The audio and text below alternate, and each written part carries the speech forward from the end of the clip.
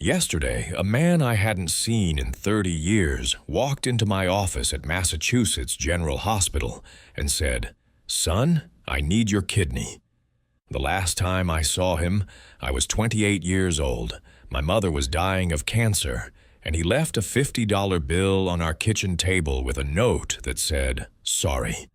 Now he stood before me, asking me to save his life. What he didn't know was that I had spent 3 decades becoming one of the best cardiothoracic surgeons in Boston, specifically so I would never feel powerless again. And now he needed me. My name is Dr. Michael Harrison. I'm 58 years old, and I've performed over 3,000 successful surgeries in my career. I've held human hearts in my hands. I've made life or death decisions in seconds. But nothing, absolutely nothing, prepared me for the moment when my father walked back into my life. It was Tuesday, October 15th, 2024, around 2:30 p.m. I had just finished a 7-hour cardiac bypass surgery and was reviewing post-op notes in my office when my assistant, Karen, knocked on the door with an expression I'd never seen before. Karen had worked with me for 12 years. She'd seen everything: families collapsing in grief, patients coding in hallways, medical emergencies that would make most people faint. But right now, she looked genuinely uncomfortable. "Dr. Harrison," she said carefully, "there's a man here to see you. He says he's your father." The pen I was holding stopped mid-signature. "I don't have a father," I said automatically, the words I'd been saying for 30 years. "He's with a lawyer, sir. They say it's urgent. Life or death." Life or death. The irony wasn't lost on me. I stood up, straightened my white coat, and prepared myself for whatever was coming. But you can never really prepare yourself for seeing the man who destroyed your childhood.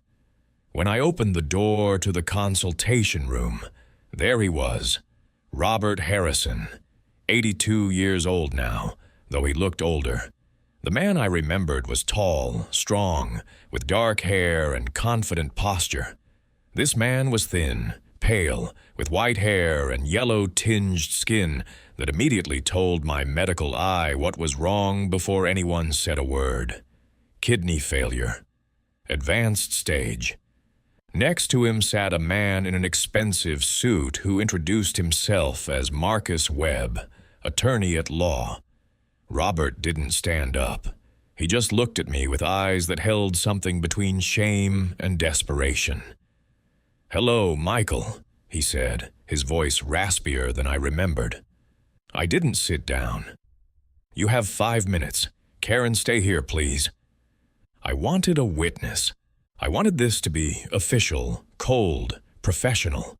I wouldn't give him the satisfaction of a private, emotional moment. Marcus Webb cleared his throat.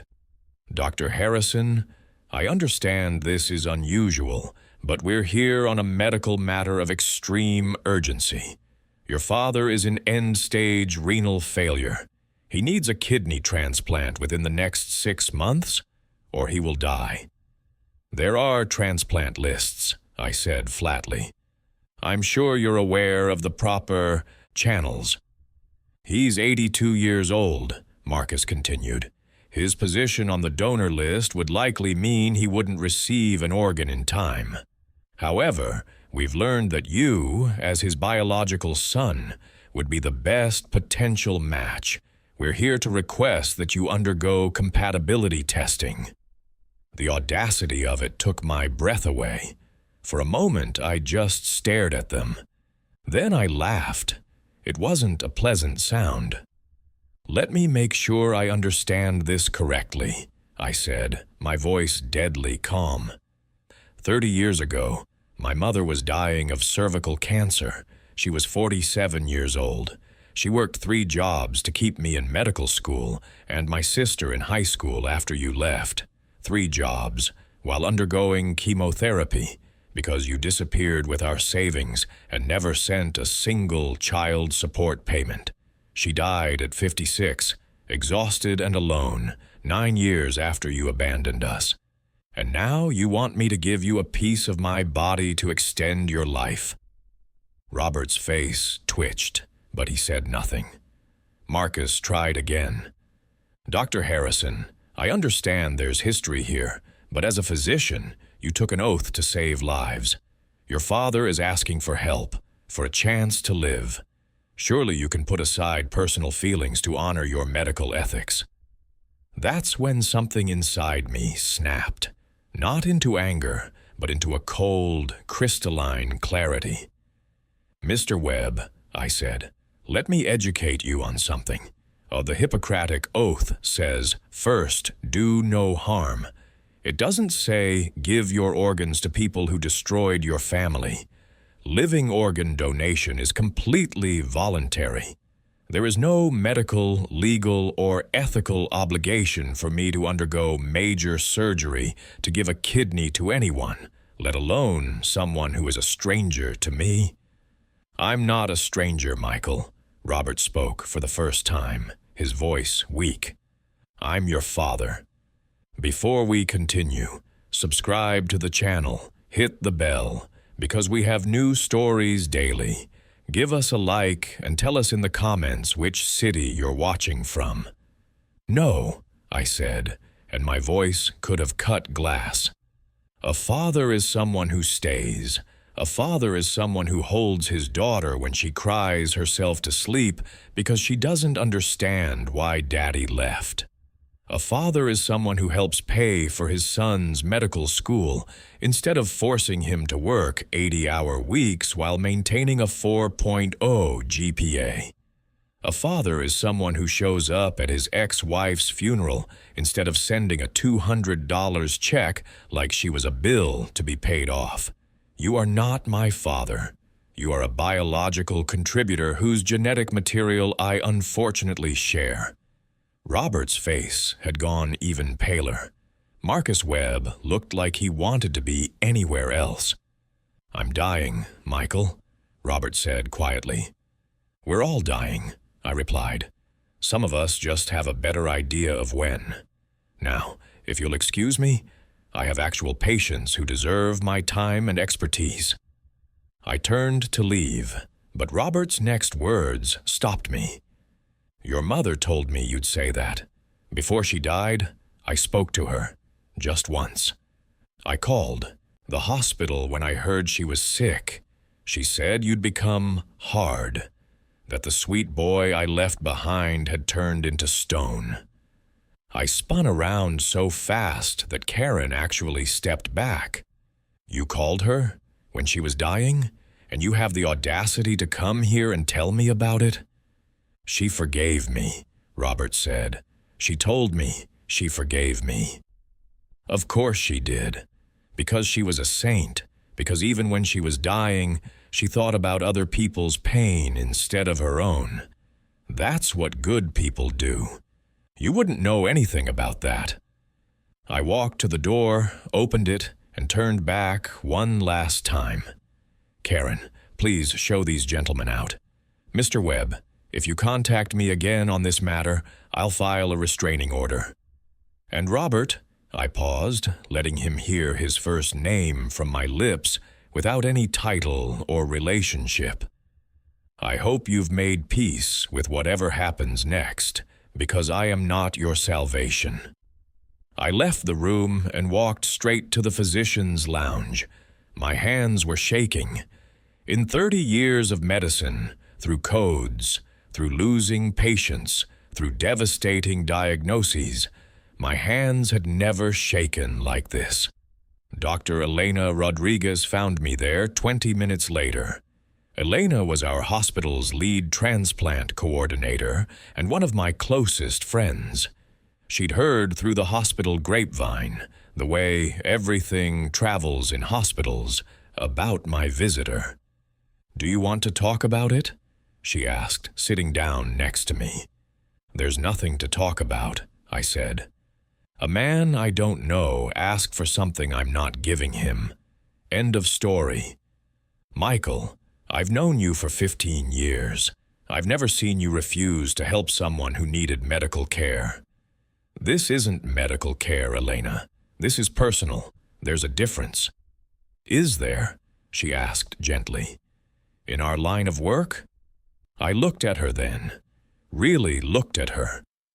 Elena had kind eyes, the kind that had seen too much suffering but somehow remained compassionate.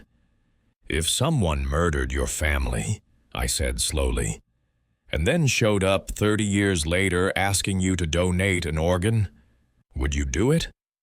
He didn't murder anyone, Michael. Didn't he? My mother worked herself to death, literally. The doctors said the stress and exhaustion accelerated her cancer. My sister had a nervous breakdown at 19 and dropped out of college. She still takes anxiety medication. I have a son I barely know because I was so busy building a career that I forgot how to be present.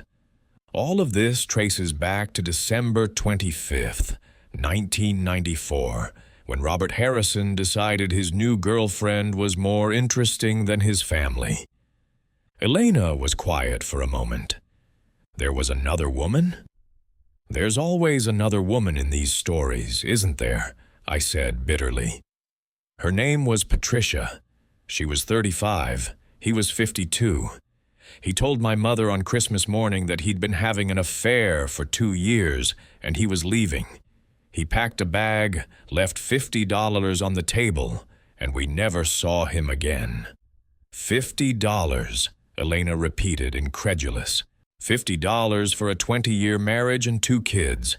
That's what we were worth to him. You know what the worst part was? My mother spent that $50 on groceries. She couldn't afford not to.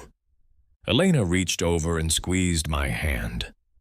I'm sorry. I didn't know the details. Nobody does. I don't talk about it. What's the point? He's been dead to me for 3 decades, and now he shows up, dying for real, and expects me to save him? What are you going to do? Nothing. I'm going to do absolutely nothing. He made his choice 30 years ago. Now he lives or dies with the consequences. But even as I said it, I felt something gnawing at me. Not guilt, exactly. Not sympathy. Something else. Something I couldn't quite name. That night, I went home to my apartment in Beacon Hill. I'd lived alone since my divorce 5 years ago. Jennifer had said I was emotionally unavailable, which was probably true. My son, Tom, was 28 now, living in California, working in tech. We talked maybe once a month. I was good at my job. I was terrible at relationships. I'd accepted this about myself a long time ago. I poured myself 2 fingers of scotch and sat in my leather chair, staring at the Boston skyline.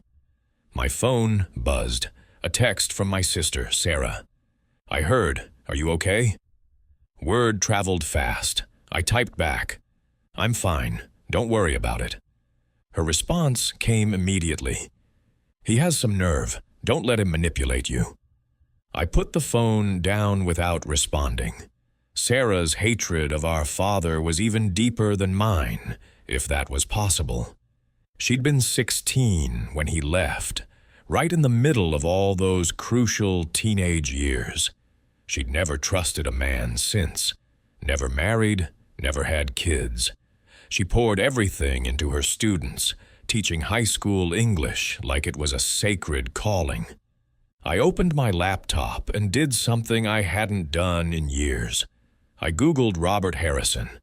The results were interesting. He'd remarried in 1996, just 2 years after leaving us. Victoria Harrison, formerly Victoria Chen, a real estate developer. They lived in Newton, one of Boston's wealthiest suburbs. There were photos from charity events, galas, fundraisers. Robert in a tuxedo, looking healthy and happy, his arm around a beautiful woman in designer dresses. I scrolled further. 2 adult children from his new marriage. Catherine Harrison, 27, marketing executive. James Harrison, 25, investment banker. Both looked well educated, well-dressed, well-funded.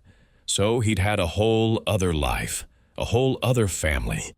While my mother was dying, while Sarah was having panic attacks, while I was living on ramen and coffee to get through medical school, Robert was attending charity galas in Newton. I slammed the laptop shut, but I couldn't stop thinking about it. The next morning, Karen informed me that Marcus Webb had called 3 times. I told her to block the number, but at 10 a.m., someone else called, Victoria Harrison. "Dr. Harrison," she said when I reluctantly accepted the call. "My name is Victoria Harrison. I'm your father's wife. I know you met with him yesterday, and I know it didn't go well. I'm calling to beg you, please reconsider. Robert is a good man. He's made mistakes, I know, but he doesn't deserve to die for them." "Mrs. Harrison," I said carefully, "this is not a conversation I'm willing to have with you. You don't know me, you don't know what happened to my family, and you have no right to ask me for anything." "I know more than you think," she said. "Robert has told me everything. He's lived with regret for 30 years. Then he should have done something about it 29 years ago, or 20 years ago, or 10 years ago. But he didn't. And now that he needs something, suddenly I exist again?" "His other children can't donate," Victoria said, her voice breaking. "Catherine has an autoimmune disorder. James is adopted. You're the only biological match. You're the only chance he has." That stopped me. "James is adopted?" "Yes, we adopted him when he was 2. Catherine is my biological daughter from my first marriage. Robert never had other biological children after you and your sister."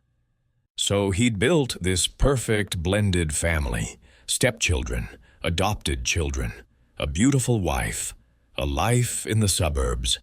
Everything he'd wanted, just with different people than the ones he'd promised to love forever.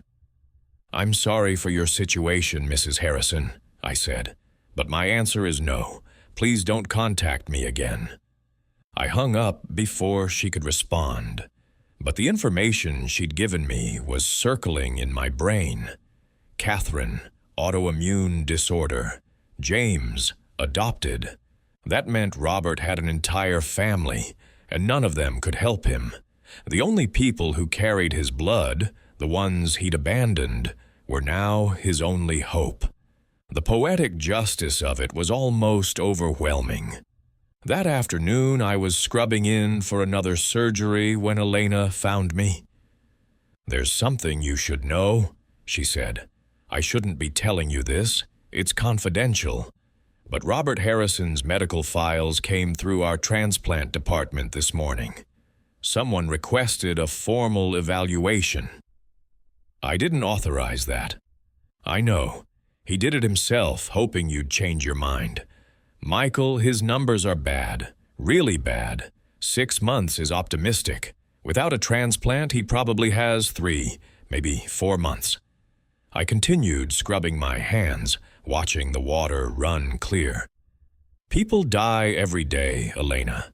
I can't save everyone." "No, but you could save him." I turned off the water and faced her. "Why should I? Give me one good reason." "Because you're a doctor. Because saving lives is what you do. Because holding on to this anger is eating you alive, even if you won't admit it." "I'm not angry," I said. "I'm indifferent. There's a difference." "Is there?" she asked, echoing her question from the day before. "Because from where I'm standing, you look like a man who's anything but indifferent." She left, and I stood there in the scrub room, staring at my reflection in the mirror. Was she right? Was I angry? Or had I really achieved what I'd been claiming for years, a complete emotional disconnection from the man who'd destroyed my childhood? I didn't know the answer. That night, I did something I hadn't done in years. I went to visit my mother's grave. Forest Hills Cemetery is beautiful in October, all gold leaves and quiet paths. I found her headstone easily. I'd bought it myself, a simple granite marker with her name, dates, and the words, "Beloved Mother." I couldn't afford anything elaborate when she died. I was still paying off medical school loans. I stood there in the fading light and talked to her for the first time in a decade. "He came back, Mom," I said to the stone. "After all this time, he came back, and he wants something from me. He wants me to save his life." The wind rustled through the trees. "Victoria said you forgave him. Is that true? Did you really forgive him before you died?" Of course, there was no answer. But I remembered something, a conversation we'd had, maybe 6 months before she passed. I'd been angry, ranting about Robert, about how he'd ruined everything, and she'd said something that I'd dismissed at the time. "Michael," she'd said, her voice weak from chemo, "someday you'll understand that people are complicated. Your father wasn't evil, he was weak, and weakness isn't the same as malice." "It has the same result," I'd argued. "Does it?" she'd asked. "What he did was terrible, but it made you strong. It made you determined. Look at you now, a doctor, saving lives. Would you have fought this hard if everything had been easy?" At the time, I'd thought she was just being too forgiving, too kind, the way she always was. But standing at her grave now, I wondered if she'd seen something I couldn't. I left the cemetery with more questions than answers. The next day was Thursday. I'd made a decision, though I wasn't sure it was the right one. I called Marcus Webb. "I need to see Robert's complete medical records," I said, "and I need to meet with his entire family. If I'm going to consider this, and I'm only saying I'll consider it, I need to know exactly what I'm dealing with." Marcus sounded relieved. "Of course, Dr. Harrison. Thank you. I'll arrange everything." "Don't thank me yet," I said. "I haven't agreed to anything. I just want information." But even as I said it, I knew something had shifted. I didn't know what I was going to do, but I couldn't just walk away without understanding the full picture. What I didn't know yet was that the full picture was far worse than I'd imagined, and that my father's new family had secrets that would make his abandonment of us look almost innocent by comparison. But I didn't know that yet. The meeting was scheduled for Saturday morning at Marcus Webb's office in downtown Boston. I arrived exactly on time, because punctuality is one of the few things I can control in situations where everything else feels chaotic. The office was in one of those historic brownstone buildings that scream old money and establishment power. Marcus Webb wasn't just any lawyer. He was the kind of lawyer wealthy people hired when they needed things done quietly and efficiently. As I walked into the conference room, I found myself face to face with Robert's entire family for the first time. Robert sat at the head of the table, looking frailer than he had 3 days ago. Next to him was Victoria, perfectly put together in a cream cashmere sweater and pearls, her makeup flawless despite the stress lines around her eyes.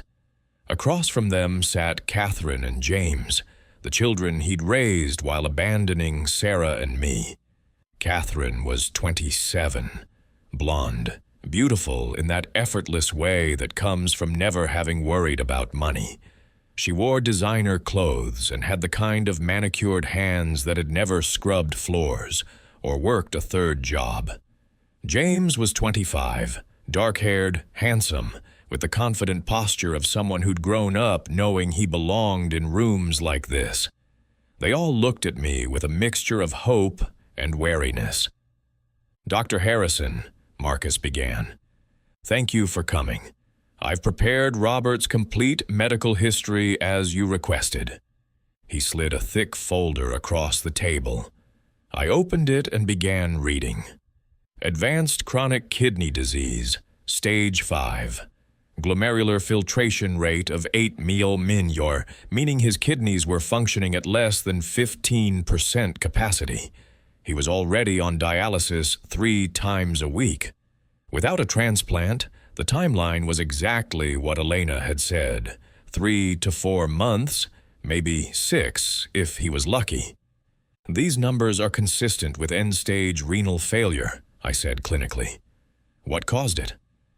Type 2 diabetes, Robert said, his voice weak. I was diagnosed 15 years ago, didn't manage it well. It progressed to diabetic nephropathy. 15 years. I did the math quickly. That meant he'd been sick since 2009. For 15 years, he'd been dealing with this disease, and never once had he reached out to tell his biological children that they might need to be tested for genetic predisposition. Diabetes can run in families. He'd never warned us. Does Sarah know about this? I asked. That you have diabetes? That it could be hereditary? Robert looked down at his hands. No. So for 15 years, you've known you had a disease that could affect your biological children, and you never thought to inform them.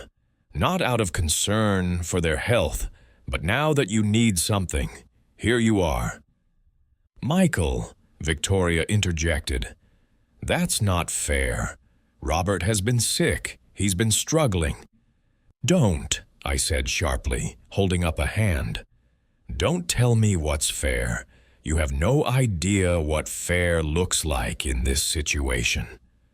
An uncomfortable silence fell over the room.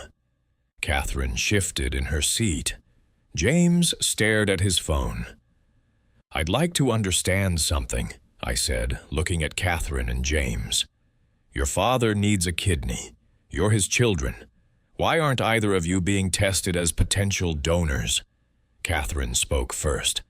I have lupus, systemic lupus erythematosus. I was diagnosed when I was 22. It affects my kidneys too. I can't donate.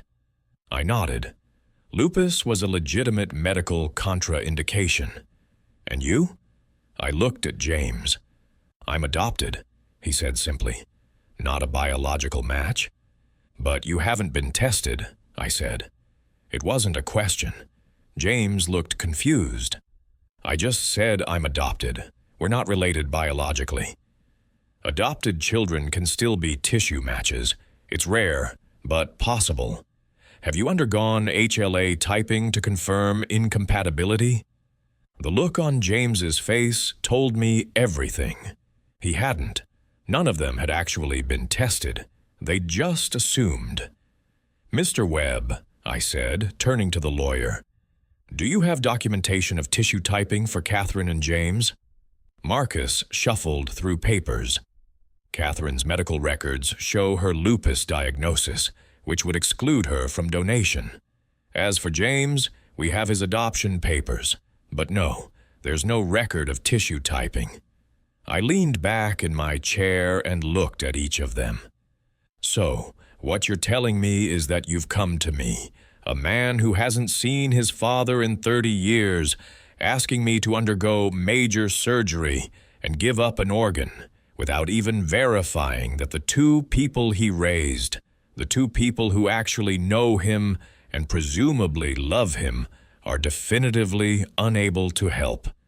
Michael, Robert said weakly, they're not matches. I know they're not. You don't know that. You've assumed it. There's a difference. Victoria's face had gone pale. Are you saying James should be tested? I'm saying that before you ask a stranger to make this sacrifice, you should have exhausted all actual family options. James should undergo HLA typing.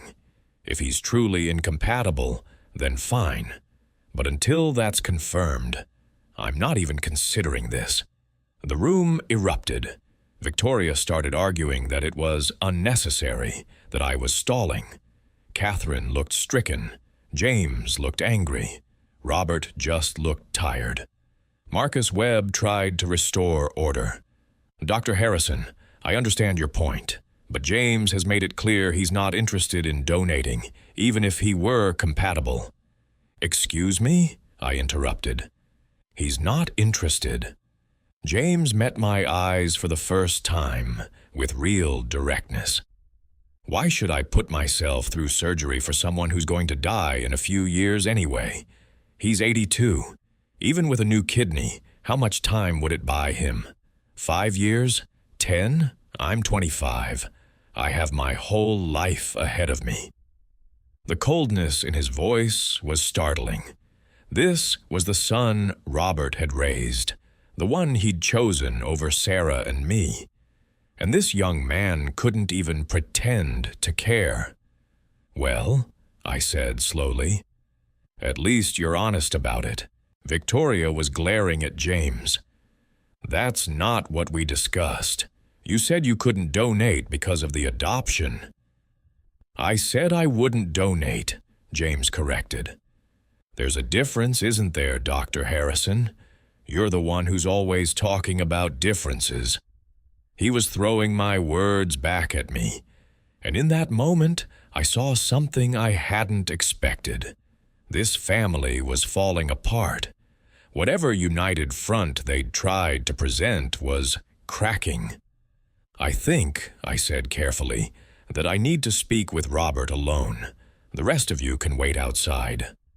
Nobody moved. Now, I said, with the voice I used in the OR when I needed immediate compliance. Slowly, reluctantly, they filed out. Victoria squeezed Robert's shoulder as she left. Catherine looked back twice.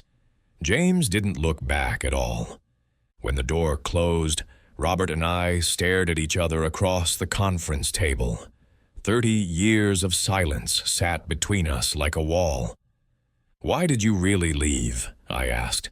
And don't tell me it was about Patricia. Affairs happen, marriages end, but you disappeared. You didn't just leave Mom, you erased us. Robert was quiet for a long moment. When he finally spoke, his voice was barely above a whisper. I was ashamed. Of what? Of everything. Of the affair. Of my failures. Your mother was so good, so pure. You and Sarah were bright, ambitious. I was just a middle manager at an insurance company, drinking too much, gambling on weekends. I was drowning, and I didn't know how to ask for help. Patricia made me feel like I could be someone else, someone better. So I ran. You ran, I repeated, and in running, you destroyed 3 lives. I know. Do you? Do you really know what happened after you left? I know your mother got sick. I know it was hard. Hard, I said, and laughed bitterly. Let me tell you what hard actually looks like, Robert. Hard is watching your mother collapse at the grocery store because she's been working 16-hour days while undergoing chemo. Hard is your 16-year-old sister cutting herself in the bathroom because she thinks if she was prettier or smarter or better, Daddy wouldn't have left. Hard is being 28 years old in your 2nd year of medical school and getting a call that your mother is being taken off life support because there's nothing more they can do. Robert's eyes were wet. I'm sorry. Sorry doesn't bring her back. Sorry doesn't undo Sarah's trauma. Sorry doesn't give me back the childhood you stole. I know I don't deserve your forgiveness. I know I don't deserve your help. But I'm asking anyway, because I don't want to die, Michael. I'm not ready to die. Neither was Mom. She was 56 years old. She should have had 30 more years. But the stress, the exhaustion, the hopelessness, it all accelerated the cancer. The doctors told us that. So, in a way, you did kill her. Just slowly. The words hung in the air like poison. I need you to understand something, I continued. That $50 you left on the table? Mom spent it on groceries, bread, milk, eggs, peanut butter. That's what her marriage was worth to you, the price of a week's worth of food. Robert was crying now, silent tears running down his face.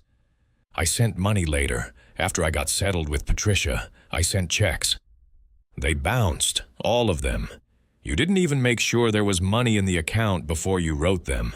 Do you know what it's like to try to cash a check from your father and have the bank teller look at you with pity because it's no good? I didn't know they bounced. Patricia handled the finances. She must have. Don't blame Patricia. You wrote the checks. You signed them. You're responsible. We sat in silence. I could hear the clock on the wall ticking, measuring out the seconds of Robert's remaining life. I need to tell you something about Christmas Day, I said finally. The day you left. Do you remember what Sarah and I got you as presents? Robert shook his head. I got you a coffee mug. It said, "World's Best Dad." I'd saved up for 2 months from my part-time job at the library. Sarah painted you a picture in art class. It was our family, all 4 of us, holding hands. She spent weeks on it. Robert's face crumpled. We gave them to you that morning. You opened them, said thank you, and 3 hours later you were gone. I found the mug in the trash on my way out to look for you.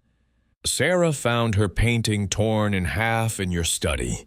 That's when she started cutting herself.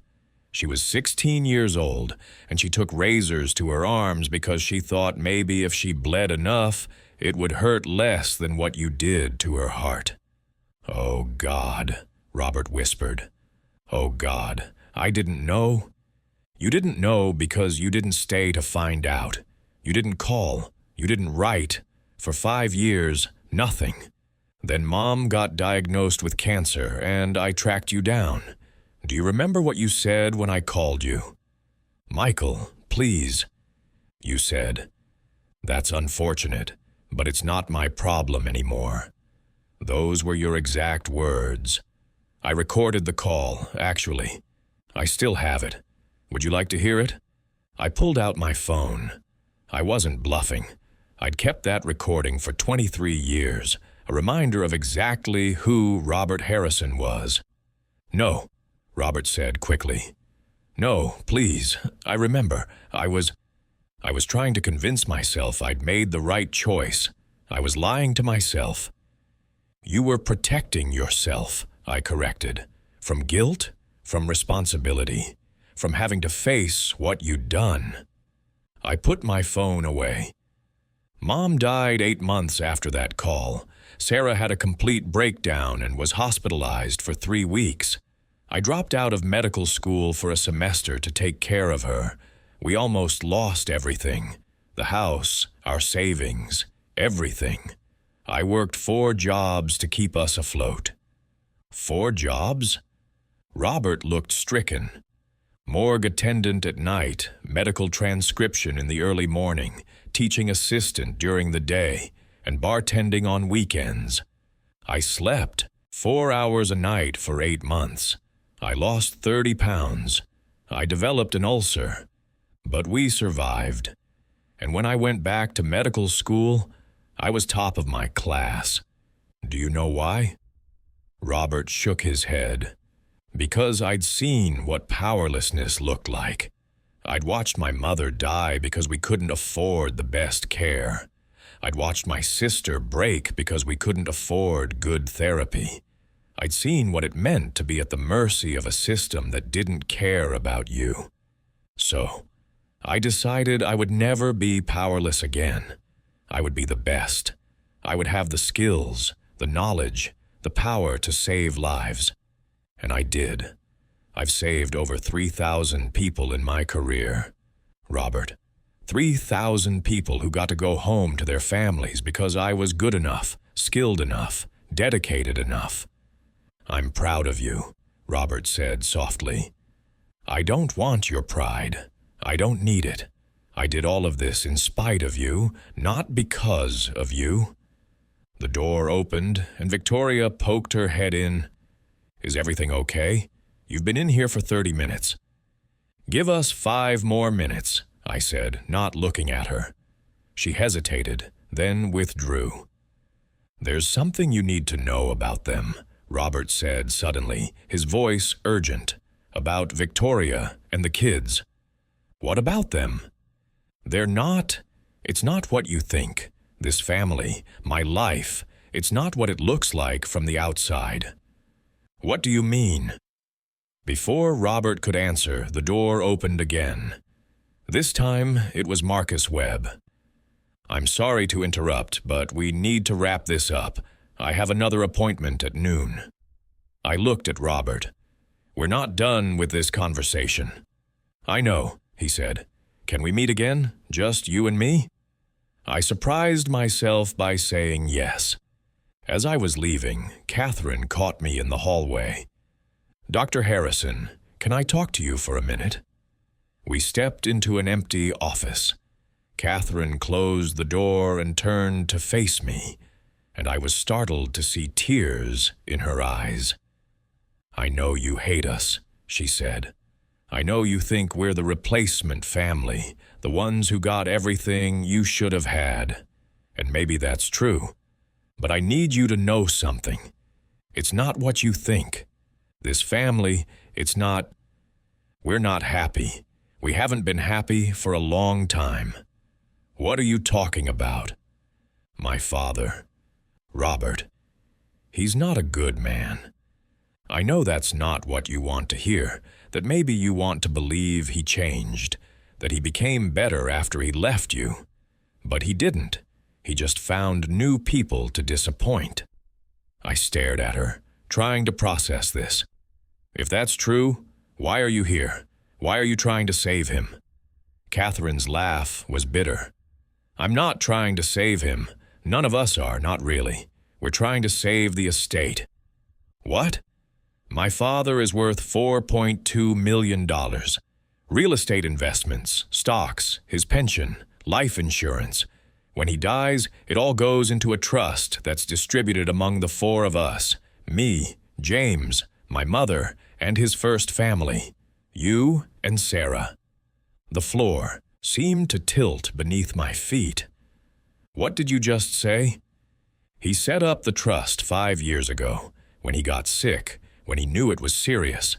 Half goes to Victoria, a quarter is split between James and me, and a quarter is split between you and Sarah. His lawyer made him do it, said it was the ethical thing to do, to provide for all his children." My mind was racing. "So you're telling me that if Robert dies, Sarah and I inherit over $1 million? "Yes, but if he lives, if you give him a kidney and he survives another 10 or 15 years, that money gets spent. Medical bills, living expenses, Victoria's lifestyle. By the time he actually dies, there might not be anything left." I felt like I'd been punched. "So you don't want me to save him?" "I didn't say that," Catherine said quickly. "I'm just telling you the truth. James definitely doesn't want you to save him. He's got debt, gambling debt, bad investments. He needs that inheritance now.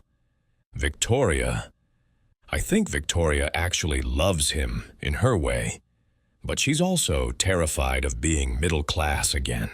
She grew up poor, married my biological father for money, married Robert for money. She doesn't know how to be without it." "And you?" Catherine's eyes met mine. "I don't know. He's been more of a father than my biological dad ever was. But he's also controlling, manipulative, and he cheats on my mother constantly. Has been for years. So do I want him to live? Yes. Do I want to give up my kidney for him? No. Does that make me a terrible person?" "It makes you honest," I said. She nodded slowly. "Look, I know you have no reason to trust me, but I wanted you to know the truth before you make your decision. Whatever you decide, you should know all the facts." "Why are you telling me this?" "Because you asked the question nobody else would, about James being tested. And in that moment, I realized you actually care about doing the right thing, not just what's convenient. And someone who cares about that deserves to know the truth. I left the building in a daze. Everything I thought I understood had just shifted. Robert hadn't moved on and built a perfect life. He'd built another broken family, just with more money this time. And now they were all circling like vultures, waiting to see whether he lived or died, calculating their losses and gains. That night, I called Sarah. "Tell me something," I said when she answered. "Did you know that Robert has a trust set up? That if he dies, we inherit money?" There was a long silence. "How did you find out about that?" "You knew? Sarah, you knew and you didn't tell me?" "His lawyer contacted me 6 months ago, sent me the trust documents. I threw them away. I don't want his money, Michael. I don't want anything from him. That's not the point. The point is that everyone in this situation has a financial motive except me.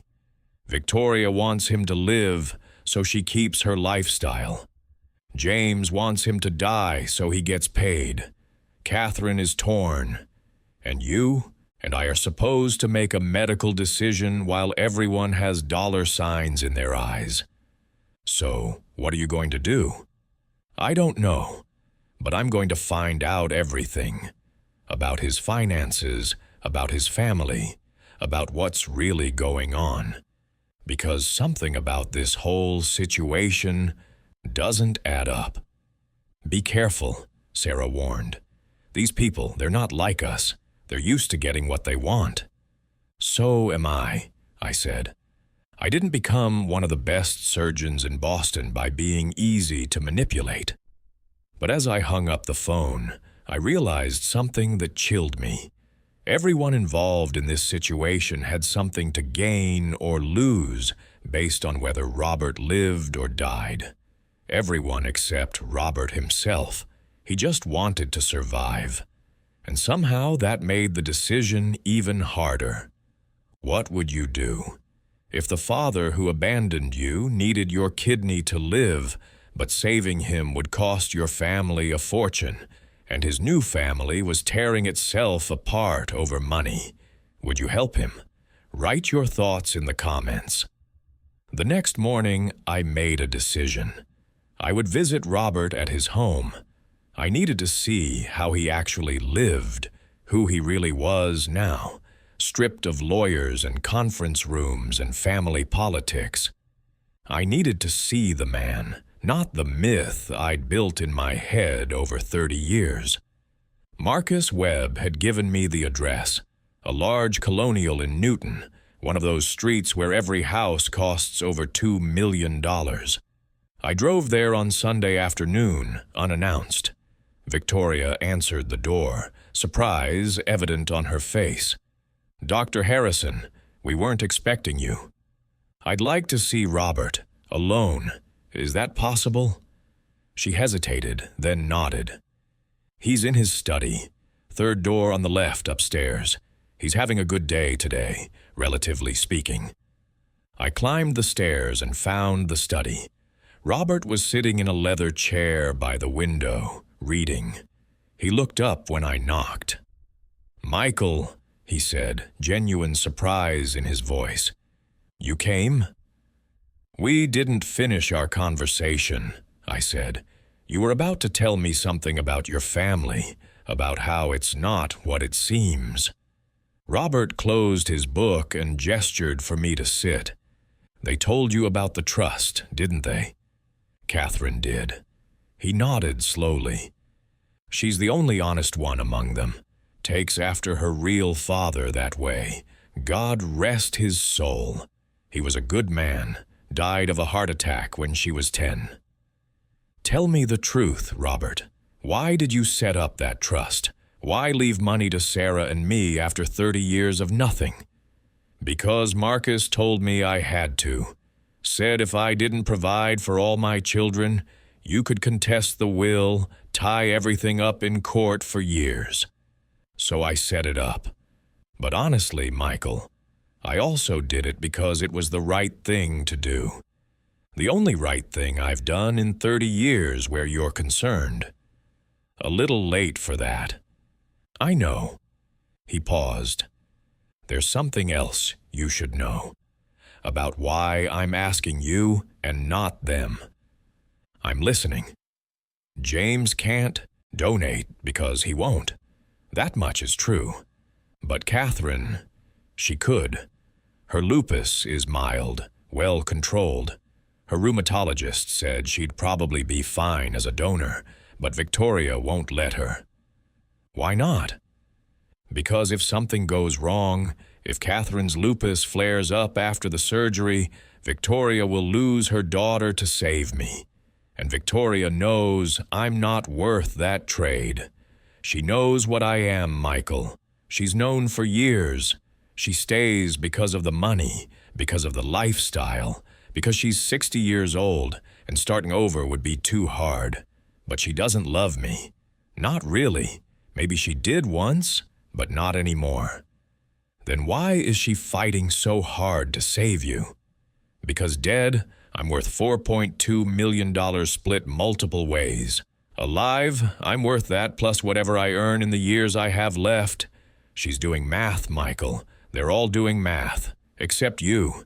You're the only one in this whole mess who doesn't have a financial stake in whether I live or die." The irony of it was staggering. I was the only one who could help him without a financial conflict of interest, specifically because he'd cut me out of his life so completely that I had nothing to gain from his survival. "That's not entirely true," I said. "If you die, Sarah and I split a quarter of $4.2 million. That's over $1 million. For someone who grew up the way we did, that's life-changing money." Robert stared at me. "I didn't think about it that way." "Of course you didn't. You've lived with money for so long, you've forgotten what it means not to have it." We sat in silence for a moment. Then Robert spoke again, his voice barely above a whisper. "If you don't do this, I understand. I deserve it. But I need you to know something. Every single day for 30 years, I've thought about you and Sarah. Every birthday, every Christmas, every Father's Day. I thought about calling 1,000 times. I picked up the phone, I dialed the numbers, and then I hung up because I didn't know what to say. How do you apologize for destroying someone's childhood? What words exist that could possibly be enough?" "There aren't any," I said simply. "I know, but I need to say them anyway. I'm sorry, Michael. I'm sorry for leaving. I'm sorry for the pain I caused. I'm sorry for not being the father you needed. I'm sorry for all of it. And I know it doesn't change anything, but I need you to know that I'm sorry." I looked at this old man, this stranger who shared my DNA, this person who had shaped my entire life by his absence, and I felt nothing.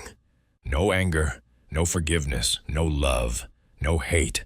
Just a vast, empty space where a relationship should have been. "I need to think," I said, standing up. "I need time to process all of this." "How much time?" "I don't know, but I'll let you know my decision within a week." As I was leaving, I turned back. "One more question. The marriage to Patricia, did it last?" Robert shook his head. 3 years. She left me for someone else. Ironic, isn't it? It was ironic, and sad, and pointless. I drove home through Boston's Sunday afternoon traffic, my mind spinning with everything I'd learned. A dysfunctional family, a financial maze, a dying man who might or might not deserve saving. And me, the one person who could help, trying to figure out what the right thing to do was. But I didn't know what was right anymore. I just knew that whatever I decided, it would define who I was, as much as what Robert had done 30 years ago defined who he was. And that terrified me more than anything else. Monday morning, I did something I'd never done in 25 years of medical practice. I called in sick. I needed time to think, to investigate, to understand what I was really dealing with before I made a decision that would affect the rest of my life. I started by calling someone I hadn't spoken to in over a decade, Daniel Morrison, a private investigator who'd helped me years ago when I was dealing with a medical malpractice lawsuit. Danny was thorough, discreet, and most importantly, he didn't judge. Michael Harrison. Danny's voice came through the phone, surprised. I thought you'd forgotten about me. I need a favor, Danny. I need you to find out everything you can about someone, and I need it fast. Who's the target? My father. There was a pause. I didn't know you had a father. Neither did I, until last week. I gave Danny all the information I had. Robert Harrison, 82, married to Victoria Chen Harrison, living in Newton, 2 adult stepchildren, retired insurance executive, diabetic, kidney failure. I wanted to know everything. His finances, his past, his marriages, any criminal records, any lawsuits, any skeletons in any closets. How deep do you want me to go? Danny asked. All the way to the bottom. I need to know who this man really is. This is going to cost you. I don't care. Just do it. While Danny worked, I made another call to my sister, Sarah. Can you come over? I asked. We need to talk. She arrived an hour later, looking worried. Sarah was 55 now, her hair starting to gray, but she still had that fragile quality that had never quite left after our father abandoned us. She taught high school English and lived alone in a small apartment in Cambridge. She'd never married, never had children, never really trusted anyone enough to let them that close. We sat in my living room with coffee, the awkward silence of 2 people who love each other but don't know how to talk about the thing that's always between them. He came to see me too, Sarah said finally. I nearly dropped my cup. What? When? Last Thursday, the day after he went to your office. He showed up at my school, waited until classes were over. I was walking to my car and there he was, standing in the parking lot like a ghost. What did he say? He said he was sorry. He said he was dying. He said he knew he had no right to ask, but he wanted to see me one more time before he died. He asked if I would forgive him. And what did you say? Sarah's eyes filled with tears. I told him to go to hell. I told him that I'd spent 30 years in therapy trying to undo the damage he did, and I wasn't going to let him reopen those wounds just so he could feel better about dying. I told him that some things are unforgivable, and what he did to us, to Mom, was one of them. Good, I said. Is it good, Michael? Because I've been questioning it every day since. What if he really is sorry?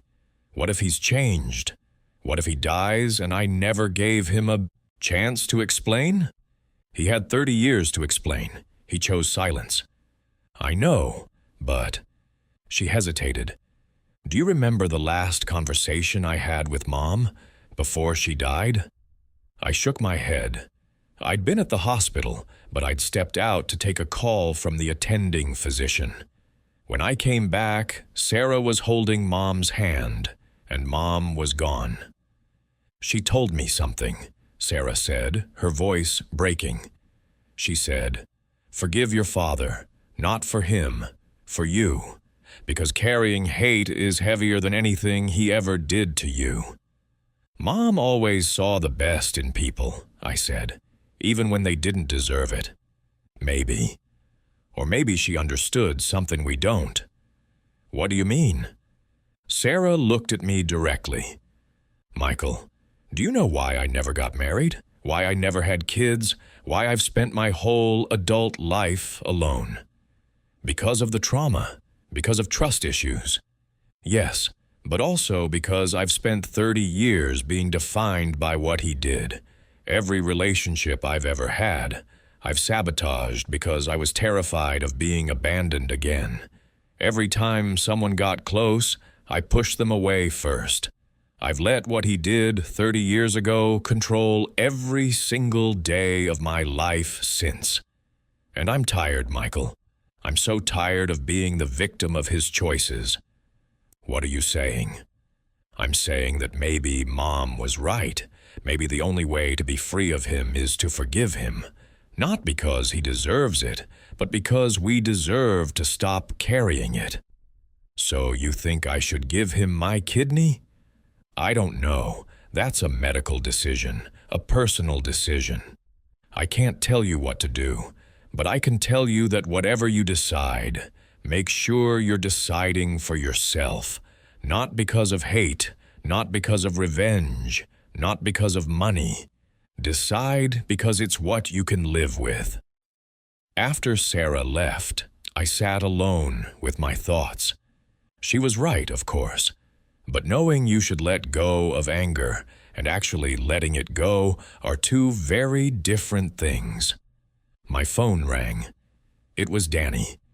That was fast, I said. You're not going to like what I found. Tell me. Robert Harrison has been married 3 times, not twice. Before your mother, he was married to a woman named Christine Porter from 1968 to 1971. They had a daughter. Her name is Margaret. She'd be about 54 now. The world seemed to stop. I have another sister? Half-sister, yes, born in 1970. Robert left Christine when Margaret was 1 year old.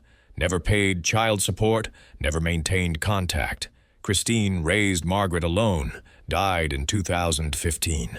Margaret lives in Portland, Oregon now. She's a social worker.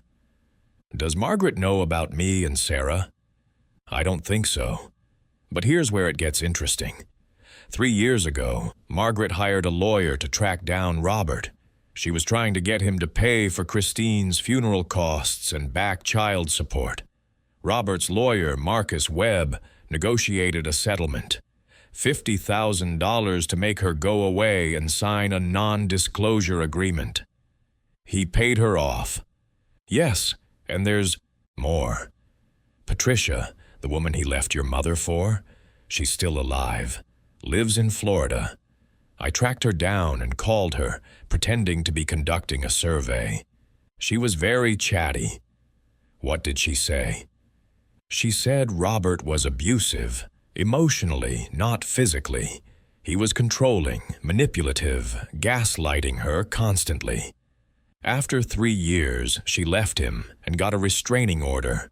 She said he stalked her for months after, showing up at her work, calling her dozens of times a day.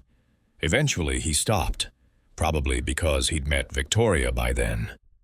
My hands were shaking. Anything else? Victoria's first husband, Catherine's biological father. His name was David Chen. He died of a heart attack. That part is true. But what's interesting is the life insurance.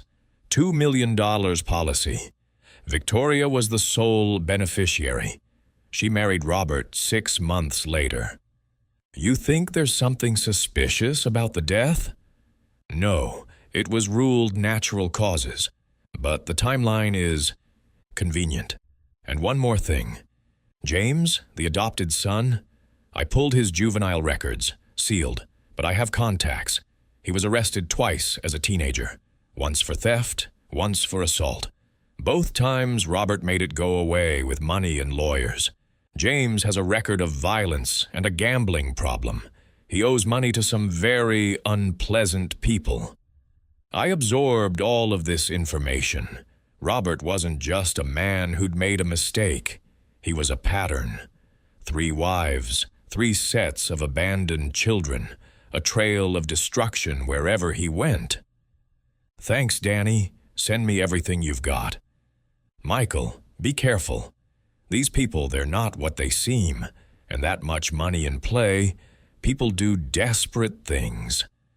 After I hung up, I sat staring at the wall. I had another sister I'd never known about, Margaret. A woman who'd grown up just like Sarah and me, abandoned, struggling, trying to make sense of being unwanted by the man who was supposed to love her unconditionally.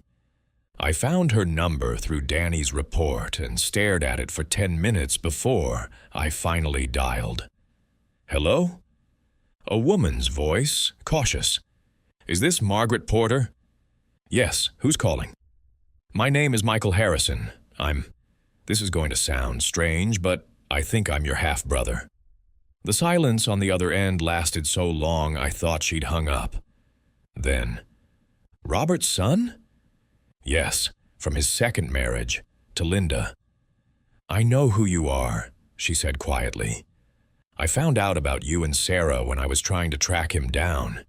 He has quite a collection of children he doesn't talk to, doesn't he? When did you find out about us? 3 years ago, when I was dealing with my mother's death. I hired someone to find him, to make him pay something toward the funeral. He paid me off instead. $50,000 to go away and never contact him again. I just found out about you today. He's good at keeping his lives separate. I imagine that's how he's managed to maintain the illusion that he's a decent person to his current family, by making sure none of his past families ever talk to each other. Margaret, he's dying, kidney failure. He's asked me to donate a kidney to save his life. Another long silence. Are you going to do it? I don't know. That's why I called you. I wanted to know, what happened with your family? Why did he leave? Margaret laughed, but there was no humor in it. The same reason he always leaves. He's a narcissist who can't handle responsibility. My mother got pregnant. He panicked, married her because it was 1968 and that's what you did. But he couldn't handle having a wife and child. So when I was 1 year old, he left, just walked out one day, and never came back. My mother waited for years, thinking he'd return. He never did. How did your mother die? Liver failure. She was an alcoholic, started drinking after he left, never really stopped. She died alone in a hospital room, asking for him. Even after everything, she still loved him. Isn't that pathetic? No, I thought. That's what my mother did too. I'm sorry. Don't be. I made peace with it a long time ago. But I'll tell you something, Michael. If you give him that kidney, you're a better person than I am. Because I wouldn't cross the street to save his life, let alone give up an organ. Did you ever confront him? After you found him? Once. 3 years ago, I went to his house, met Victoria, met his kids. Do you know what he said to me? What? He said I was lying. He told Victoria and his children that I was a con artist trying to extort money from him. He looked me in the eye and denied I was his daughter. Even though I had birth certificates, photos, everything, he just erased me. Again. I felt sick. I'm so sorry. The thing is, Margaret continued, I spent years wondering what was wrong with me. Why wasn't I good enough for him to stay? What did I do wrong? It took decades of therapy to understand that it was never about me. He's just broken. Some people are just broken, and they break everyone around them. Margaret, would you be willing to talk to my sister Sarah? I think it might help her to know she's not alone. Sure, give her my number. We're survivors, right? The daughters he threw away. We should stick together. After we hung up, I sat in stunned silence. 3 families, 3 sets of abandoned children. A pattern so clear it was undeniable. Robert Harrison wasn't a man who'd made a mistake. He was a man who destroyed families as easily as other people changed clothes. That evening, Elena called me. You called in sick, she said. In 15 years, you've never called in sick. What's going on, Michael? I told her everything, the whole story. Margaret, the investigation, the money, the dysfunction, all of it. When I finished, Elena was quiet for a long moment.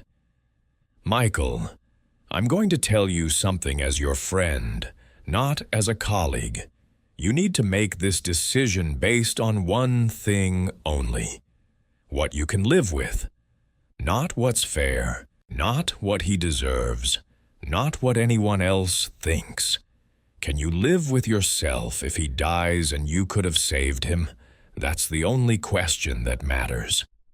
I don't know the answer to that. Then you need to figure it out, because you're running out of time." She was right. Robert's medical team had sent me updated labs. His kidney function was declining faster than expected. The 3 to 4 month estimate was now looking more like 6 to 8 weeks. If I was going to do this, I needed to decide soon. The next day, I went to see my son, Tom. He'd flown in from California when he heard what was happening, which surprised me. Tom and I weren't close. I'd been so focused on my career when he was growing up that I'd missed most of his childhood. His mother, Jennifer, had done most of the parenting. Now he was 28, successful in tech, and we were more like polite strangers than father and son. We met at a coffee shop near MIT, where he'd gone to college. "Thanks for meeting me," I said. "Of course. Dad, are you okay? Mom told me what's happening with your father." "My father," I said. "It's strange hearing you say that. He never felt like my father." "I get that," Tom said quietly. "Sometimes I feel the same way about you." The words hit like a punch. "Tom, I'm not trying to hurt you, Dad. I'm just being honest. You were always working, always at the hospital. Even when you were physically there, you were mentally somewhere else. I spent my whole childhood trying to get your attention. I was trying to provide for you, to give you opportunities I never had. I know, and I appreciate that. But Dad, I didn't need opportunities. I needed a father." I stared at my coffee, unable to meet his eyes. "I'm sorry. I didn't realize." "I know you didn't, and that's kind of the point. You were so focused on not being like your father, on not abandoning us, that you didn't realize there are different ways to abandon someone. You can be physically present and still be gone. Is that why you moved to California? To get away from me?" "Partially, but also because I needed to figure out who I was without being Dr. Harrison's son. Everyone at the hospital knew you. Everyone had expectations. I needed space to be my own person."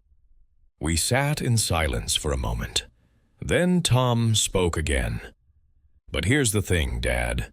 Even though you weren't perfect, even though you were distant and work-obsessed, you never left.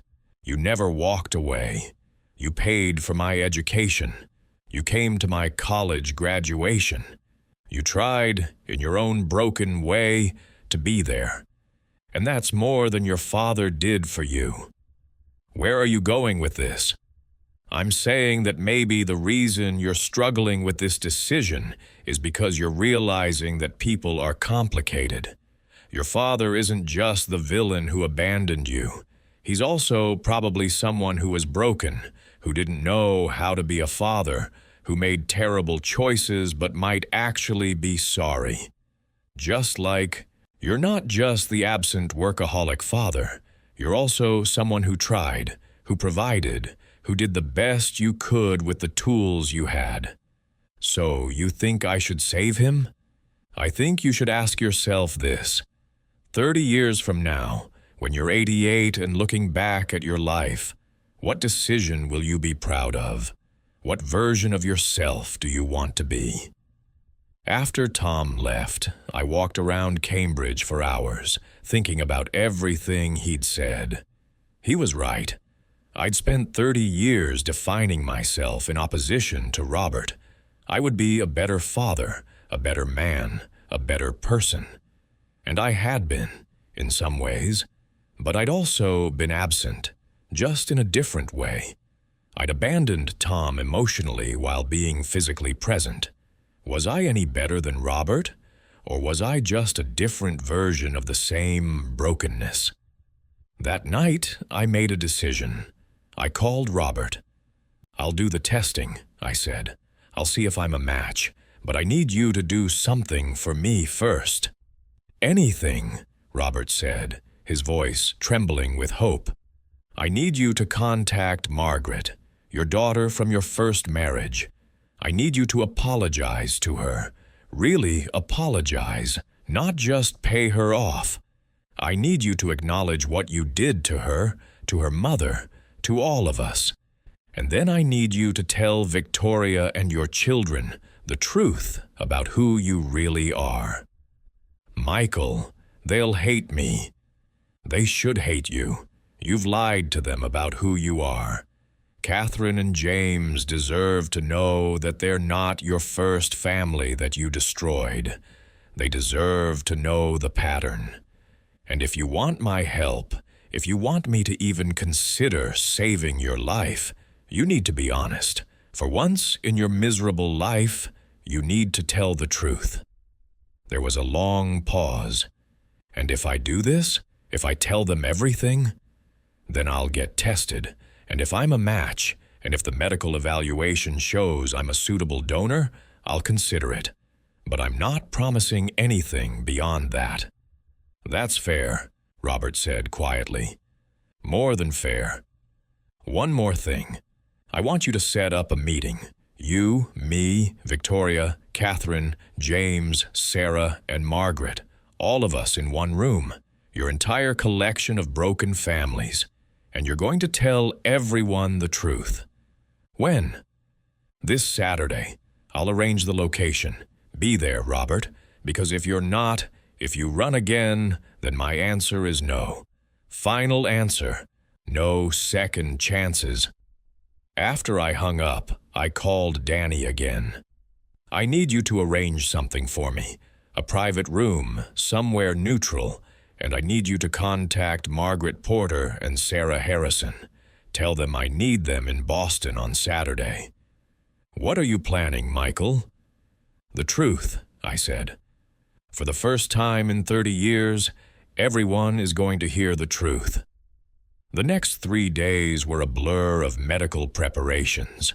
I underwent preliminary testing at the hospital, blood type, tissue typing, full medical workup.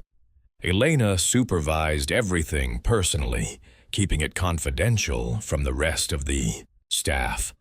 "You're a match," she told me on Thursday. 6 out of 6 HLA antigens. It's almost perfect. Medically speaking, you're an ideal donor. And the risks? Standard for any major surgery. 1% mortality risk, small chance of complications, possible impact on your remaining kidney function in the future. But you're healthy, you're 58, your kidneys are functioning perfectly. You'd almost certainly be fine." "Almost?" "Nothing is certain in medicine, you know that. But, yes, almost." On Friday, I got a call from Margaret. "I can't believe you got me on a plane to Boston," she said. "I swore I'd never see him again." "You don't have to do this if you don't want to." "No, I want to. I need to. I spent 3 years thinking about what I'd say to him if I ever saw him again. Now I get the chance." Sarah called next. "Michael, are you sure about this? Putting everyone in a room together?" "No, but I think it needs to happen, for all of us." Saturday morning arrived cold and gray, typical November weather in Boston. I'd rented a conference room at a hotel in Back Bay, neutral territory. I arrived early, set up chairs in a circle. No table. I wanted everyone to face each other with nothing to hide behind. Margaret arrived first. She was tall, with dark hair going gray. Robert's eyes, the same ones I saw in the mirror. We hugged awkwardly, 2 strangers bound by shared abandonment. Sarah came next, looking nervous. When she saw Margaret, something passed between them, a recognition of shared pain. They embraced like old friends. Then Victoria, Catherine, and James arrived together, looking confused and wary. Finally, Robert, leaning on a cane, looking frailer than ever. We all sat in the circle. 9 people, 3 families, 1 man who destroyed them all. "Thank you for coming," I said. "I know this is uncomfortable, but before I make my decision about whether to donate my kidney, I need everyone here to understand the full truth. Robert, you said you'd do this, so do it. Tell them everything." Robert looked around the circle, his face pale. Then he began to speak. "My name is Robert Harrison. I'm 82 years old, and I've destroyed 4 families in my lifetime." For the next hour, Robert told the truth. About Christine and Margaret, about abandoning them when Margaret was 1, about marrying my mother and having Sarah and me, about the affair with Patricia, about abandoning us on Christmas, about Patricia leaving him, about meeting Victoria, about the lies he'd told them, the persona he'd created. Victoria's face went white, then red. Catherine cried silently. James sat stone-faced. Margaret watched with grim satisfaction. Sarah held my hand. When Robert finished, the room was silent. Then Victoria spoke, her voice cold as ice. "You told me Margaret was a con artist. You made me believe she was lying." "I know. You looked me in the eye and lied to me, for years, about everything." "Yes." "How many other lies are there, Robert? How many other children? How many other wives?" "Just these, I swear." "Your swearing means nothing to me anymore." Catherine stood up. "I need air. I can't be in this room right now." She walked out. James followed her without a word. Margaret spoke for the first time, her voice steady. "I came here today not knowing what I wanted. Revenge? Acknowledgement? I don't know. But hearing you admit it, hearing you say it out loud, it doesn't make me feel better. It just makes me sad. Sad for all of us, for all the years we lost, for all the pain that could have been avoided if you'd just been honest, if you'd just been decent." "I'm sorry," Robert said, tears streaming down his face. "I'm sorry to all of you. I know it's not enough, but I'm sorry." "Sorry doesn't raise children," Sarah said, speaking for the first time. "Sorry doesn't pay bills. Sorry doesn't heal trauma. Sorry is just a word you say when you've run out of other options." We sat in that room for another hour, each person speaking their truth, their pain, their anger. It was brutal and necessary and devastating. Finally, I spoke. "I've made my decision," I said, "about the kidney." Everyone looked at me. "I'll do it. I'll donate, but with conditions." Robert's face lit up with hope. "First, you set up a trust for Margaret, equal to what Sarah and I would inherit. She's your daughter, too. She deserves the same." "Done," Robert said immediately. "Second, you pay for therapy, for all of us. Margaret, Sarah, Catherine, James, even Victoria. You've broken all of us in different ways. You pay for the fixing." "Yes, of course."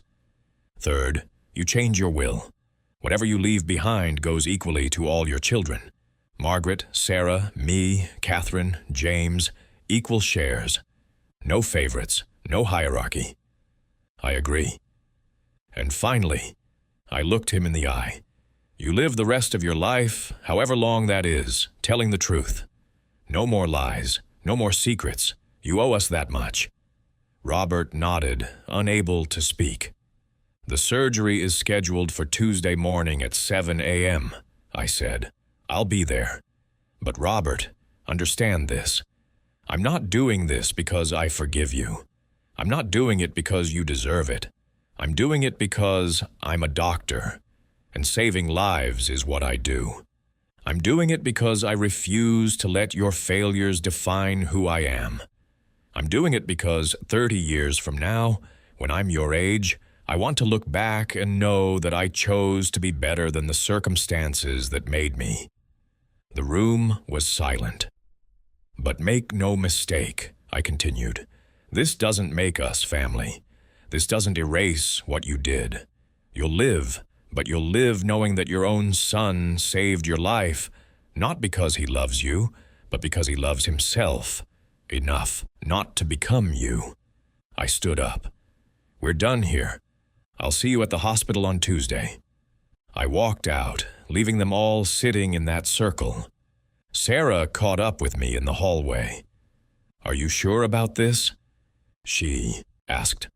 "No," I said honestly, "but I'm doing it anyway, because sometimes the right thing and the easy thing aren't the same, and I've spent my whole life doing hard things.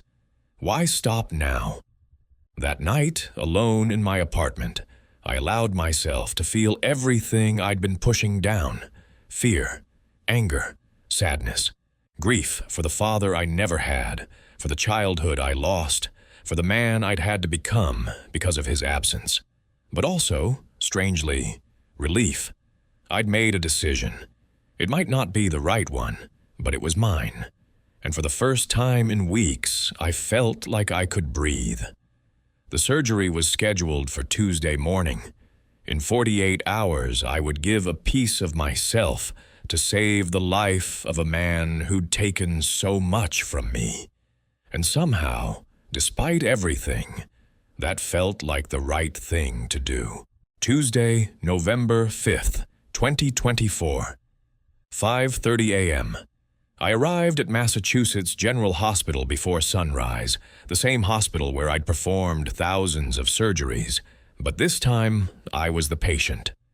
The pre-op area was quiet, just the soft beeping of monitors and the hushed voices of nurses preparing for the day's procedures. Elena met me in the prep room, her face a mixture of professional calm and personal concern. "How are you feeling?"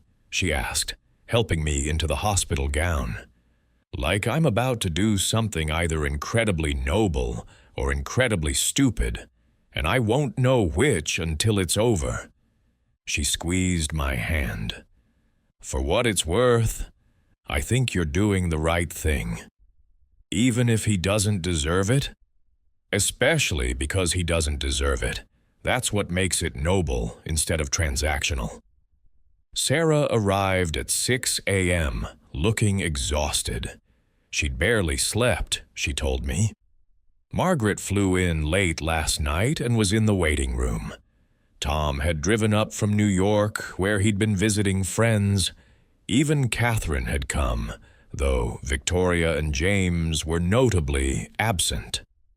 "Robert's already in pre-op," Elena informed me. "He's in the next room over. Do you want to see him before we start?" I thought about it. No, we've said everything that needs to be said. At 6:45, the anesthesiologist came in, Dr. Patricia Morrison, someone I'd worked with for years. "Ready, Dr. Harrison?" she asked with a gentle smile. "As I'll ever be."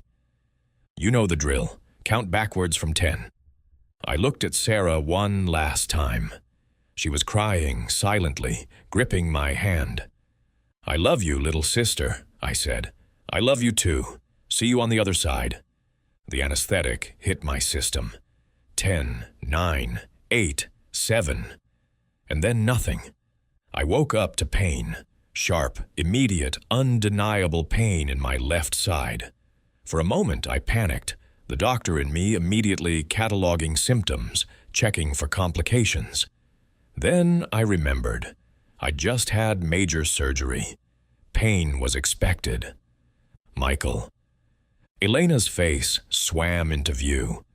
"You're awake. The surgery went perfectly. Your kidney is functioning beautifully in Robert's body. You've been out for 6 hours. "Robert? He's stable. Waking up in recovery just like you. It's a success, Michael. You saved his life." I closed my eyes. I'd done it. For better or worse, I'd given my father a second chance at life. The next few days were a blur of pain medication, physical therapy, and visitors. Sarah came every day, sitting with me, reading aloud from books, just being present. Tom stayed for 3 days before he had to fly back to California. Margaret visited once, bringing flowers and a card that said simply, "Thank you for being braver than I was." Catherine came on day 3, looking nervous. "I don't know if you want to see me," she said from the doorway. "Come in," I said, adjusting myself in the bed with a wince. She sat in the visitor's chair, fidgeting with her purse. "I wanted to thank you for what you did. Not just the surgery, but the meeting, making him tell the truth. I spent my whole life thinking I knew who my father was, and it turns out I didn't know him at all. How's your mother handling it?" "She's filing for divorce, found out about other affairs, not just the old ones. Apparently, he's been cheating on her for years. She's done." "And James?" Catherine's face darkened. "James is angry. He wanted the inheritance money now, and with Robert alive, he has to wait. He's saying terrible things, threatening to contest the trust modifications. But honestly, I think it's for the best that we all see who he really is. And you? How are you?" "I'm processing. I started therapy last week, like you required. It's hard, but necessary." She paused. "I wanted you to know something. I'm getting tested to see if I can donate if Robert ever needs another kidney. I know the odds of 2 kidney failures are low, but if it happens, I want to be ready. Because even though he's not the man I thought he was, he's still my father. And you showed me what it means to do the right thing even when it's hard." After she left, I lay in my hospital bed and thought about the ripple effects of that one decision. Catherine getting help, Victoria finally leaving a bad marriage, Margaret connecting with Sarah and planning to move to Boston. Even Tom had called to say that watching me go through this had made him rethink some things about forgiveness and family. One person's choice, spreading out like waves on water. I was discharged after 5 days, orders to rest for 6 weeks, no heavy lifting, no strenuous activity. Sarah moved into my apartment to help take care of me, and for the first time in years, we talked. Really talked about our childhood, our mother, our fears, our hopes. "Do you regret it?" she asked one evening as we sat watching the sun set over Boston. "The surgery? No. The situation? Yes. I wish none of this had been necessary. I wish he'd been a better man 30 years ago, but I don't regret saving his life. Mom would be proud of you. Maybe. Or maybe she'd tell me I was an idiot for risking my life for someone who didn't earn it." Sarah laughed. "No, she'd definitely be proud. She always believed in second chances, sometimes third and fourth chances too." Robert was discharged a week after me. His recovery was slower, complicated by his age and diabetes. But the kidney was working. His numbers were better than they'd been in years. Medically speaking, the transplant was a complete success. But the real question wasn't whether the surgery worked. It was whether Robert would change. For the first month, he seemed genuinely different. He called me twice a week, not asking for anything, just checking in. He sent Sarah flowers on her birthday. He met with Margaret and spent hours apologizing, listening to her story, acknowledging the pain he'd caused. He attended therapy sessions with Victoria, even though she'd made it clear the marriage was over. "Maybe he really is changing," Sarah said hopefully. "Maybe," I said, but I'd learned not to trust promises, only actions sustained over time. 2 months after the surgery, Robert called with unexpected news. "I want to set up a foundation," he said, "for abandoned children, for kids who grew up without fathers. I want to fund scholarships, therapy, support programs. I want to do something good with whatever time I have left." That's unexpected. I know I can't undo the past, but maybe I can help make the future better for people like Margaret, like you, like Sarah. Will you help me? You and your sisters? I want you all on the board. It sounded good, almost too good. But I agreed to think about it. 3 months post-surgery, the test came. James got arrested. Something about the gambling debts Danny had mentioned. Something about trying to steal money from Robert's accounts to pay them off. He needed $150,000 immediately, or very bad things would happen to him. Robert called me, his voice shaking. "Michael, I need advice. James is in trouble, real trouble. Victoria is begging me to pay his debts, to save him. But if I do, that's $150,000 less in the estate, and it sets a precedent that he can mess up and I'll fix it. What should I do?" "What do you want to do?" The old me would write the check without thinking, but the old me is what created this mess. James is 25 years old. He needs to face consequences, but Victoria says they'll hurt him, maybe kill him. Is that true? I don't know. Maybe he's exaggerating. Maybe he's not. But Michael, I'm terrified of making the wrong choice. I thought carefully before answering. Robert, I can't tell you what to do, but I'll tell you this. Saving someone from consequences isn't the same as helping them. Sometimes the most loving thing you can do is let someone hit bottom so they can learn to climb back up. But whatever you decide, make sure you can live with it, because you're the one who has to look in the mirror every day. There was a long silence. Then, "Thank you. I'll think about it." 2 days later, I learned what Robert had decided. He paid half the debt, $75,000, on the condition that James enter rehab for gambling addiction and get a job. The other half, James would have to earn and pay back himself through a payment plan with the people he owed. It wasn't perfect, but it was something. It was Robert trying to find a middle ground between enabling and abandoning. It was, in its own way, growth. 4 months after the surgery, Margaret, Sarah, and I met for dinner at a restaurant in Cambridge. It was strange, the 3 of us together. 3 people who should have grown up knowing each other, but instead met as middle-aged adults. "I got a job offer in Boston," Margaret announced. "Social work position at Children's Hospital. I'd be working with families in crisis." "Are you going to take it?" Sarah asked. "I think so. I like it here. And I like having sisters. It's something I never had before." Sarah smiled. "We like having you too." "Have you seen Robert lately?" Margaret asked me. "Last week, he's doing well physically. The kidney function is perfect. He's gained weight, his color is better. Medically speaking, he could live another 10 years with this kidney." "And emotionally?" "That's harder to measure. He's trying.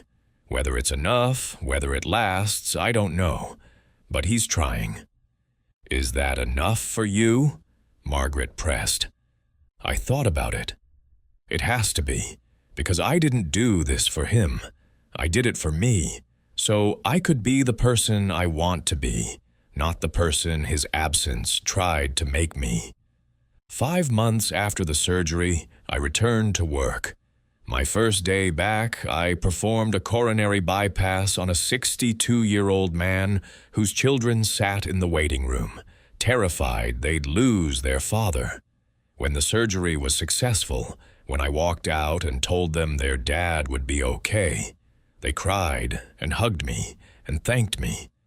And I thought about Robert, about how his children must have felt waiting to hear if he'd survive, about how Catherine had thanked me, about how even James, despite everything, had been relieved his father lived. Life is complicated. People are complicated. And sometimes the right thing is painful and confusing and doesn't feel good even when you know it was right. 6 months after the surgery, I got a letter from Robert. Not a phone call, not a text, but an actual handwritten letter. "Dear Michael," it began, "I'm writing this because I want there to be a record, something you can keep and look back on, something that can't be deleted or forgotten. 6 months ago, you saved my life.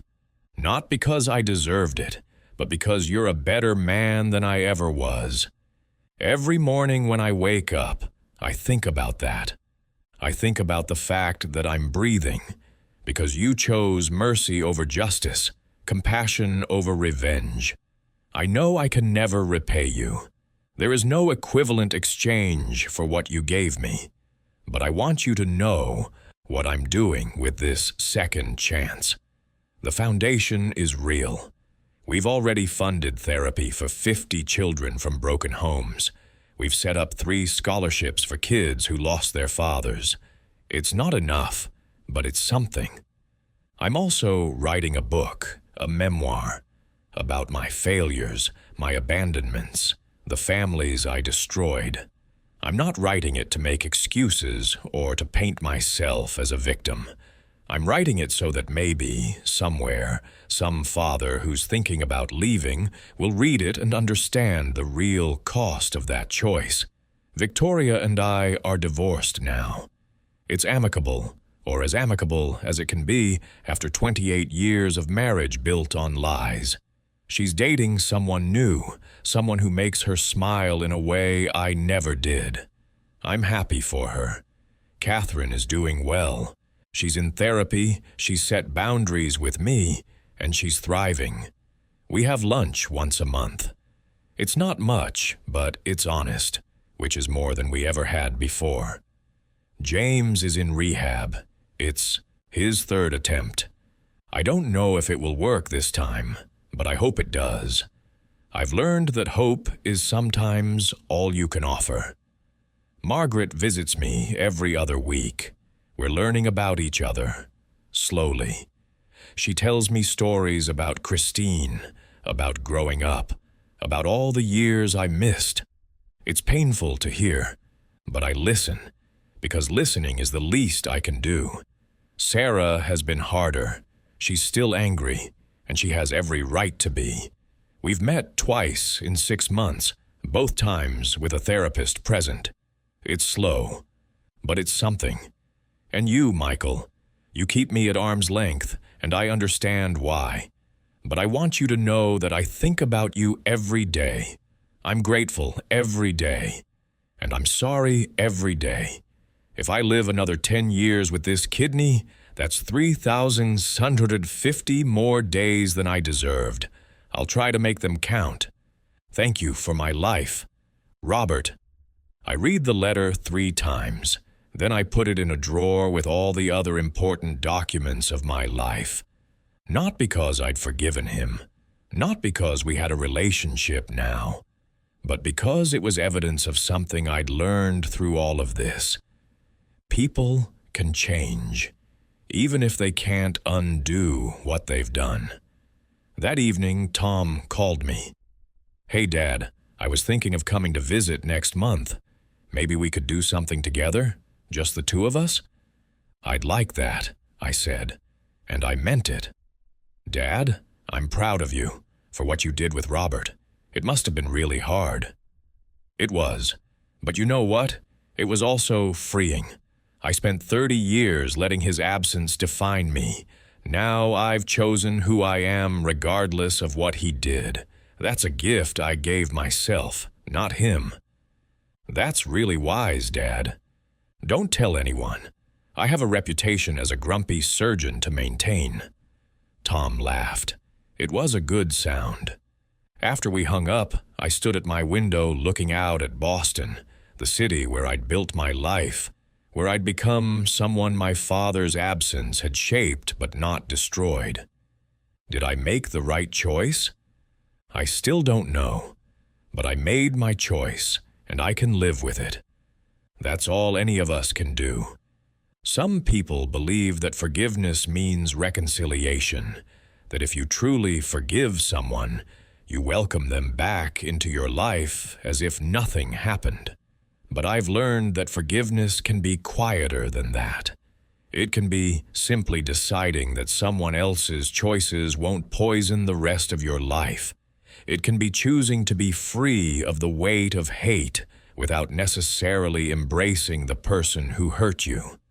Robert has a second chance at life because I gave him my kidney. But I don't owe him a relationship. I don't owe him love.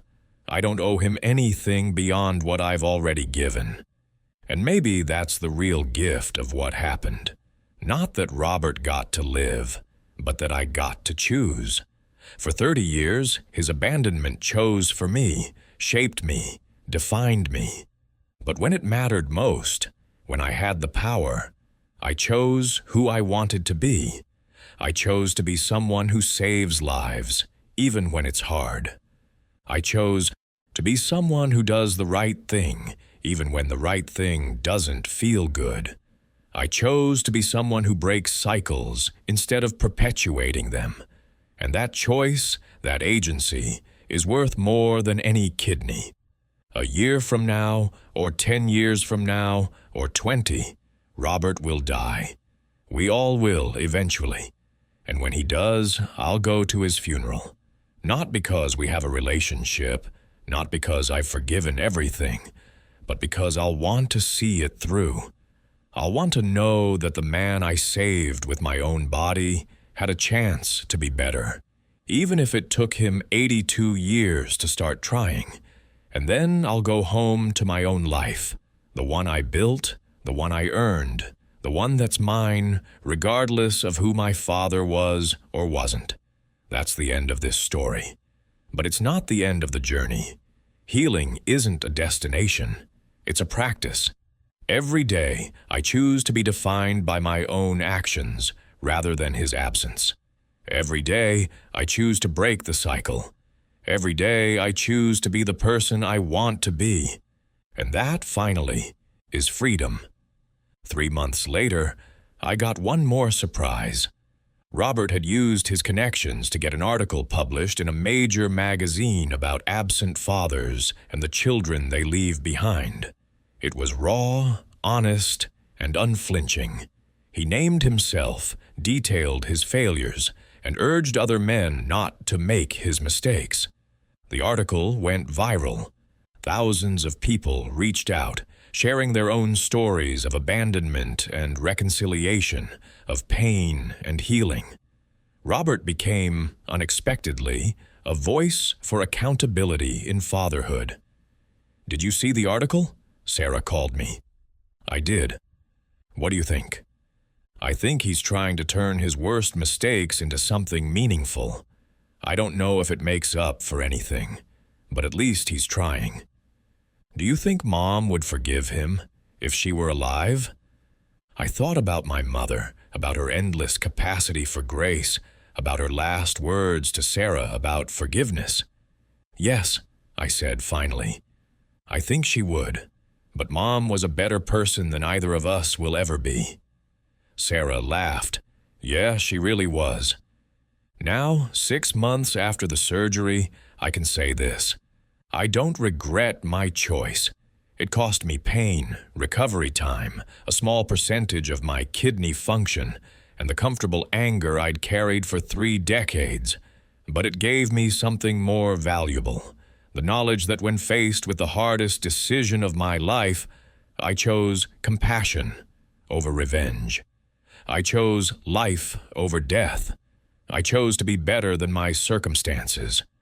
Robert will live or die on his own merits now. He'll make good choices or bad ones. He'll maintain his growth or fall back into old patterns. But whatever he does, it won't be because I refused to help him. it will be because of his own choices, and I can live with that. If you enjoyed this story, give the video a like, subscribe to the channel, and share your thoughts in the comments. Have you ever had to make an impossible choice about family? What would you have done in my situation? To hear the next story, click the box on the left. Thanks for watching. Sometimes the people who hurt us most are the ones who need our help most, and sometimes helping them isn't about them at all. It's about who we choose to be when we have the power and they don't. I am Dr. Michael Harrison. I'm 58 years old. I'm a cardiothoracic surgeon. I'm a father who's learning to be better. I'm a son who saved his father's life, not out of love, but out of principle. And I'm finally, after 30 years, free.